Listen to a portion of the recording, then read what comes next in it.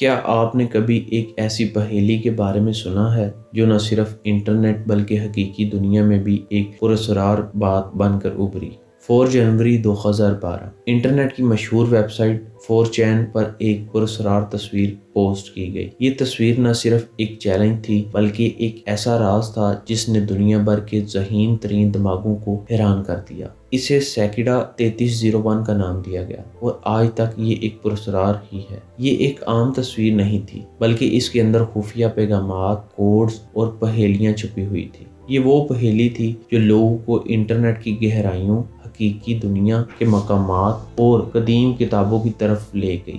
اس کہانی کو پورا سمجھنے سے پہلے اگر آپ ہمارے چینل پر نئے ہیں تو ہمارے چینل کو سبسکرائب کریں اور بیل آئیکن کو کلک کریں۔ 4چین کے ایک صارف /b/ نامی بورڈ پر ایک تصویر پوسٹ کی۔ تصویر کے نیچے یہ لکھا تھا: ہم انتہائی ذہین لوگوں کی تلاش میں ہیں۔ اس تصویر میں ایک خفیہ پیغام موجود ہے، اسے ڈھونڈیں اور آپ صحیح راستے پر ہیں۔ یہ پیغام بہت سادہ لگ رہا تھا لیکن یہ صرف شروعات تھی۔ جلد ہی کسی نے اس تصویر کو ایک ٹیکسٹ ایڈیٹر میں لکھا اور دیکھا کہ اس کے آخر میں ایک خفیہ کوڈ موجود ہے۔ اس کوڈ کو حل کیا گیا اور وہ ایک اور تصویر کی طرف لے گیا، اور پھر یہاں پہیلی نے ایک نیا موڑ لیا۔ اس نئی تصویر میں ایک خفیہ معلومات چھپی ہوئی تھی۔ اس کا مطلب یہ ہے کہ پہیلی کے شروع میں تھوڑی کم پرسراریت، اور جیسے جیسے کہانی آگے جائے گی یہ مشکل سے مشکل ہوتی جائے گی۔ اب اس وقت آؤٹ گیس نامی ایک سافٹ ویئر استعمال کیا گیا جس سے معلوم ہوا کہ پہلی تصویر کے اندر ایک لنک چھپا ہوا ہے۔ یہ لنک ریڈٹ کے ایک خفیہ صفحے تک لے گیا۔ وہاں ایک کتاب کا ذکر تھا اور ایک کوڈ دیا گیا تھا۔ اس کوڈ نے ایک فون نمبر کی طرف رہنمائی کی۔ جب یہ نمبر ڈائل کیا گیا تو ایک ریکارڈ شدہ پیغام سنایا گیا۔ وہ پیغام کچھ یوں تھا: Very good. You have done well. There are 3 prime numbers associated with the original final.jpg image. 3301 is one of them. You will have to find the other 2. Multiply all 3 of these numbers together and add a .com on the end to find the next step. Good luck. Goodbye. اچھا کام، لیکن ابھی راستہ لمبا ہے۔ 2 number غائب ہیں، انہیں تلاش کریں اور آگے بڑھیں۔ یہ 2 نمبر کون سے تھے؟ اس سوال کا جواب لوگوں کو تصویر کی اصل چوڑائی اور لمبائی میں چھپے ہوئے اعداد سے ملا۔ ان اعداد کو 3301 کے ساتھ ضرب دے کر ایک نئی ویب سائٹ تک پہنچ گیا۔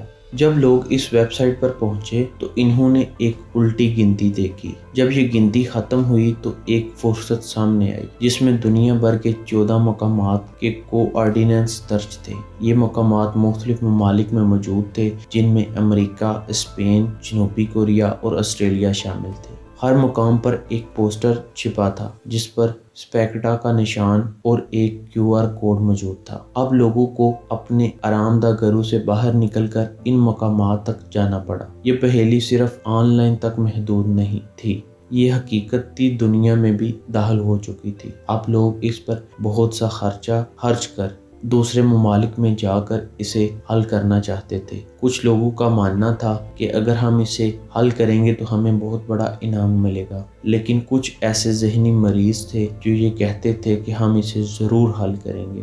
اب جب لوگ ان پوسٹرز کے پیچھے گئے، ہر پوسٹر سے ایک نیا سراغ ملا جو ایک کتاب کی طرف لے گیا۔ اس کتاب سے ایک ویب سائٹ کا لنک ملا، لیکن یہاں کچھ عجیب ہوا۔ صرف وہی لوگ جو سب سے پہلے ویب سائٹ تک پہنچے انہیں اگلے مرحلے کے لیے منتخب کیا گیا۔ ویب سائٹ پہ اناؤنسمنٹ کی گئی: ہم بہترین چاہتے ہیں، پیروکار نہیں۔ یہ اناؤنسمنٹ سننے کے بعد پہیلی یہاں ختم ہوئی اور ایک خاموشی چھا گئی۔ لوگ الجھے ہوئے تھے اور ان کے سوالات بہت ہی افسردہ تھے۔ یہ سب کچھ کیوں کیا گیا؟ اس کے پیچھے کون تھا؟ منتخب لوگوں کے ساتھ کیا ہوا؟ ان سارے سوالاتوں کا جواب کسی کو بھی معلوم نہیں، کیونکہ وہ لوگ جو ادھر گئے تھے وہ واپس کبھی نہیں آئے۔